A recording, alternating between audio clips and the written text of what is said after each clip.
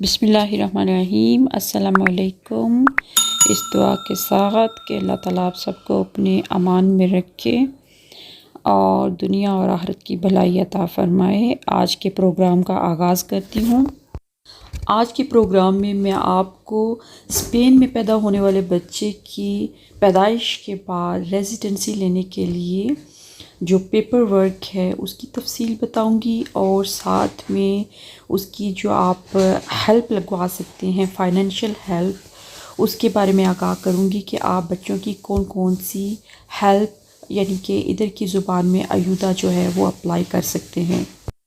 अगर बच्चा नॉर्मल पैदा हुआ है और खुदा न खास्ता उसको किसी किस्म का मसला नहीं है तो हॉस्पिटल में उनको डिलीवरी के बाद 3 दिन यानी 48 घंटे रखेंगे और सेजेरियन जो हैं उनको ज़्यादा दिन के लिए रहना पड़ता है।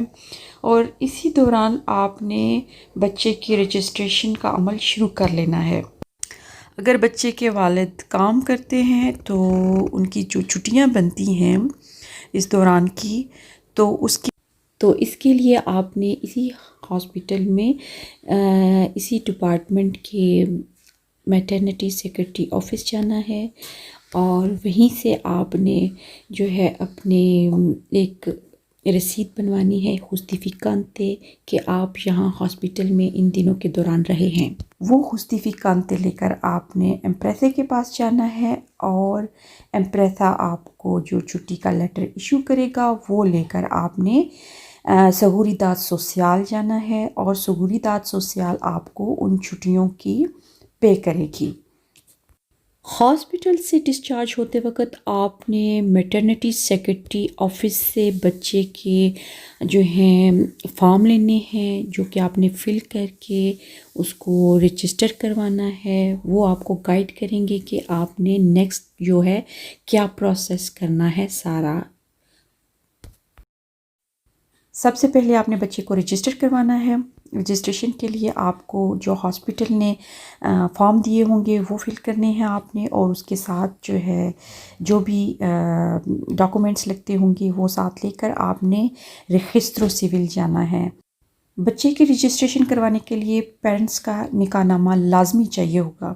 ये इसलिए बता रही हूँ कि बाज़ कपल्स जो हैं वो यहाँ पे डिफरेंट लीगल स्टेटस से रह रहे होते हैं तो उन्होंने अपना निकाहनामा पाकिस्तान से नहीं मंगवाया होता या फिर यहाँ पर उनका निकाहनामा जो जिस भी सूरत में होता है अगर पारिखाद एचओ है या आप यहाँ शादी की है तो उसके लिए आपका जो निकाहनामा या जो भी हैसियत है वो आपने यहाँ पे शो करनी है।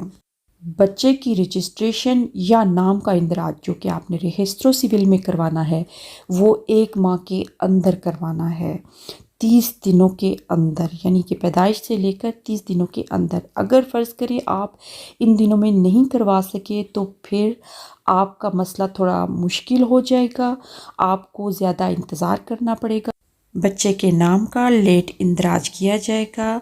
जैसा कि पाकिस्तान में भी अगर हम लेट हो जाते हैं तो वहाँ पर एक खाना होता है कि जी बच्चे का नाम जो है वो वक्त पर दर्ज हुआ है या लेट इंदराज में है।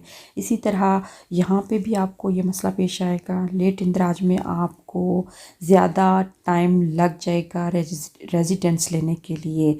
तो इसीलिए कह रही हूँ कि तमाम डॉक्यूमेंट्स आप पहले से मुकम्मल करके रखें ताकि आपको इस 1 महीने के अंदर कोई नया पेपर ना बनवाना पड़े और ज़्यादा आपको मुश्किल पेश ना आए।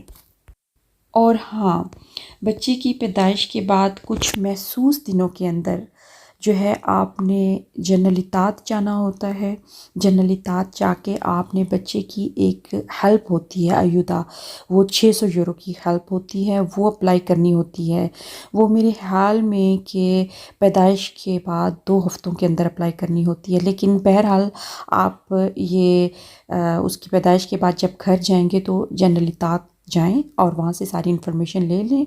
वो आपने कितने दिनों के अंदर अप्लाई करनी है तो बेहतर है कि आप पहले वीक में चले जाएं और आप वो अप्लाई कर दें साथ ही। जी, तो मैं आपको बता रही थी रजिस्ट्रेशन के बारे में। रजिस्ट्रेशन मुकम्मल हो जाने के बाद रजिस्टर सिविल आपको बच्चे का एक बर्थ सर्टिफिकेट इशू करेंगे और साथ में एक फैमिली बुक जो है वो इशू करेंगे, जिसको हम लिब्रो दे फामिलिया कहते हैं, ठीक है। ये लेने के बाद आपने जाना है अय्युंटमेंट। पहले तो ये होता था कि आप जैसे ही बच्चे की रजिस्ट्रेशन करवाते थे और साथ ही उसी दिन आप जाएं और बच्चे की बग़ैर सीते के जाके एम्पाद्रोनमियन करवा लें। लेकिन अब तो कोरोना है, ज़ाहिर सी बात है कि आपको सीता लेना पड़ेगा। पाद्रोन हो जाने के बाद आपने बच्चे का S1 फॉर्म बनवाना है। वो बनवाना है जी आपने कौंसलेट जनरल ऑफ पाकिस्तान से। उसका फॉर्म आपको ऑनलाइन कौंसलेट जनरल के वेबसाइट पेज से मिल जाएगा। आप वो लें, उसको फिल करें और साथ में बच्चे की 4 अदद फ़ोटो लेनी होंगी।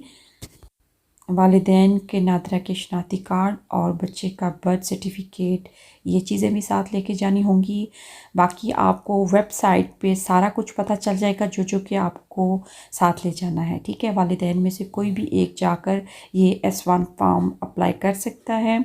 जब आपको S1 फॉर्म मिल जाए तो बच्चे का नादरा का ओवरसीज़ शनाख्ती कार्ड अप्लाई करें, जिसको नाइकोप कहते हैं। वो आप घर में भी अप्लाई कर सकते हैं अगर आपके पास स्कैनिंग वगैरह की सहूलत है, वरना आप PCO पर जाकर अप्लाई कर लें। ये अप्लाई करने के लिए बच्चे की तस्वीर जो हैं वो आप घर में बना के ले जाएं। सफ़ेद कपड़ा नीचे डालकर बच्चे को जब वो जाग रहा हो तो उसकी तस्वीर ले लें, क्योंकि बाज़ औक़ात जो कंप्यूटर है वो तस्वीर एक्सेप्ट नहीं करता। हो सकता है कि आप स्टूडियो से उसकी तस्वीर बनवा के लाएं और कंप्यूटर वो एक्सेप्ट ना करे और आप बार बार बनवाते जाएं और वो आपके पैसे ज़ाया हों। बेहतर है कि आप तस्वीर उसकी घर में बगैर जो है नीचे सफ़ेद कपड़ा डाल के बहुत सी तस्वीर बना कर ले जाएं, उनमें से जो भी कंप्यूटर सेलेक्ट कर ले। जब बच्चे का शनाख्ती कार्ड बन के आ जाए तो फिर आप बच्चे का पासपोर्ट अप्लाई कर दें। पासपोर्ट बनकर आ जाने की सूरत में आप बच्चे का रेजिडेंसी कार्ड अप्लाई करने के अहल हो जाएंगे। फिर आप बच्चे का रेजिडेंसी कार्ड अप्लाई करें। तो ये था जी प्रोसेस उन बच्चों के लिए जिनके पेरेंट्स के पास रेजिडेंसी है यहाँ की। और दूसरी बात ये बताती चलूँ कि अगर वालिदैन के पास रेजिडेंसी नहीं है यहाँ की तो बच्चे को पेपर्स नहीं मिलेंगे। और अगर वालिद के पास या वालदा के पास नेशनलिटी है तो बच्चे को डायरेक्ट नेशनलिटी मिल जाएगी, रेजिडेंसी के चक्करों में नहीं पड़ना पड़ेगा। इस सूरत में कि जब वालिदैन के पास रेजिडेंसी नहीं है और बच्चा यहाँ पैदा हुआ है तो उसको रेजिडेंसी नहीं दी जाएगी। उसको रेजिडेंसी तब मिलेगी जब वालिदैन में से किसी एक के पास रेजिडेंसी हो जाएगी, तो वो बच्चा वालिदैन के साथ पेपर्स लेगा। और रेजिडेंसी मिल जाने के मुकम्मल 1 साल के बाद वो नेशनलिटी अप्लाई करने का अहल होगा, यानी कि पैदाइश की बेस पर वो नेशनलिटी ले सकेगा। लेकिन उसके लिए पहले उसके पास रेजिडेंसी होना ज़रूरी होगी। और हाँ, जब आप बच्चे को हॉस्पिटल से घर लेके आएँ तो पहले वीक के अंदर ही कोशिश करें कि आप अपने करीबी हॉस्पिटल में जहाँ पे के बच्चों की डॉक्टर्स यानी पेडियाट्रिया बैठती हैं, वहाँ आप बच्चे के मेडिकल रिव्यू के लिए ले जाएं और नेक्स्ट बाकायदा उसका वहीं पे जो है माहाना सीता या जो भी उसका प्रोसेस होगा ना, नेक्स्ट हिफाजती टीकों का बिलतरतीब वो शुरू हो जाएगा। इसके लिए आपने मेडिकल कार्ड के आने का इंतज़ार नहीं करना, क्योंकि उसका भी एक अलग सिलसिला है जिसको एक टाइम लगता है। बच्चे का मेडिकल कार्ड अप्लाई करने के लिए आपको बच्चे का पासपोर्ट, उसके एम्पाद्रोनमिएंतो और सेगुरिताद सोशल नंबर चाहिए होता है। और सेगुरिताद सोशल नंबर कब इशू होता है? जब आपके बच्चे का पासपोर्ट आ जाए। पासपोर्ट आने से पहले भी आप इशू करवा सकते हैं।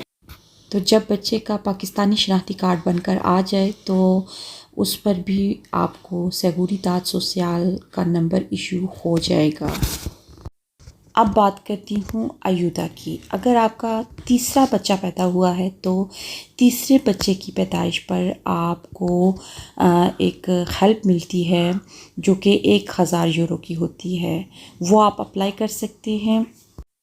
वो seguridad social में आपने अप्लाई करनी होती है। इसके अलावा तीसरे बच्चे की पैदाइश के बाद आप familia numerosa अप्लाई कर सकते हैं। वो आपने जनरलितात में अप्लाई करना होता है। तो familia numerosa पर भी आपको काफ़ी चीज़ों में गुंजाइश या रियायत मिल जाती है। एक हेल्प होती है जी आसियंदे की तरफ से, वो 100 यूरो की होती है। इसके अलावा माहाना जो 24 यूरो की हेल्प होती है बच्चे की, वो आप अप्लाई कर सकते हैं। जैसा कि पीछे मैंने आपको प्रोग्राम में बताया है कि रेजिडेंसी हो जाने के 1 साल के बाद आप इस अहल होते हैं कि बच्चे की पैदाइश की बेस पर उसकी नेशनलिटी अप्लाई करें यहाँ की। तो इसके लिए भी आपको रजिस्ट्रो सिविल में ही अप्लाई करना होता है। तो वहाँ आपने सीता लेना होता है। तो कोशिश करें कि आप रेजिडेंसी के साल मुकम्मल होने से पहले सीता अप्लाई करें, क्योंकि जब साल मुकम्मल हो जाने के बाद आप उधर जाएंगे सीता लेने के लिए या ऑनलाइन अप्लाई करेंगे तो हो सकता है कि 1 साल बाद का सीता मिले। कोशिश करें कि रेजिडेंसी जैसे ही हो जाए तो आप उसका अगर ऑनलाइन अप्लाई करना है तो आप देखें कि सीता कब के निकल रहे हैं, ठीक है। तो हो सकता है कि साल बाद के निकल रहे हों तो आप अप्लाई कर लें। आप डेट देखें अपनी रेजिडेंसी के ऊपर बच्चे की कि ये कौन सी तारीख को इशू हुई है उसकी रेजिडेंसी, और नेक्स्ट आप हिसाब लगा लें कि कब उसकी रेजिडेंसी लिए हुए साल हो जाएगा, तो उस हिसाब से आप सीता निकाल लें। तो उम्मीद करती हूँ कि आपको आज का प्रोग्राम पसंद आया होगा, और प्रोग्राम पसंद आने की सूरत में इसको लाइक कीजिए, अपने फ्रेंड्स और फैमिली में शेयर कीजिए, और मेरा प्रोग्राम सब्सक्राइब करना मत भूलिएगा। बहुत बहुत शुक्रिया देखने और सुनने का। अल्लाह हाफिज़।